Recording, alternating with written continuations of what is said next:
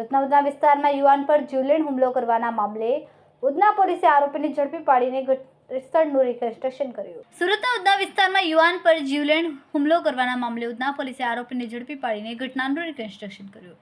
સુરતના ઉધના વિસ્તારમાં 2 દિવસ પહેલા જૂની અદાવતમાં એક યુવાને સરા જાહેર છાતીના ભાગે ચપ્પુ મારીને આરોપી ફરાર થઈ ગયો હતો. જોકે સમગ્ર ઘટના તેના નજીકના એક દુકાનમાં લાગેલ સીસીટીવીમાં કેદ થઈ ગઈ. આ મામલે ફરિયાદીએ ઉધના પોલીસ મથકમાં ફરિયાદ નોંધાવતા ઉધના પોલીસે ગણતરીના કલાકોમાં આરોપીને ઝડપી પાડ્યો.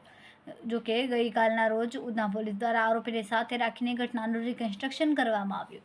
જોકે ઉધના પોલીસ દ્વારા આરોપીના વિરુદ્ધ પુરાવા એકત્રિત કરીને કડકમાં કડક સજા થાય તે દિશામાં ઉધના પોલીસે તપાસ શરૂ કરી છે.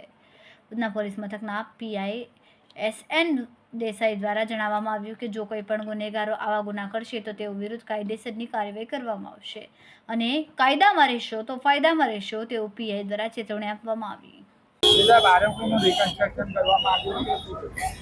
શનિવારે ઉધના વિનોદ ચોક વિસ્તારમાં એક ચાકુ મારવાનો બનાવ બનેલો હતો. એમાં ઉધના પોલીસ દ્વારા આરોપીને પકડી પાડવામાં આવેલો છે અને બનાવવાળી જગ્યાએ લાવી રિકન્સ્ટ્રક્શન પંચનામું કરવામાં આવે છે અને આ ગુનામાં આરોપી વિરુદ્ધમાં વધુમાં વધુ પુરાવા એકઠા કરીને આરોપીને કડકમાં કડક સજા થાય એ પ્રકારના તમામ કાર્યવાહી કરવામાં આવશે.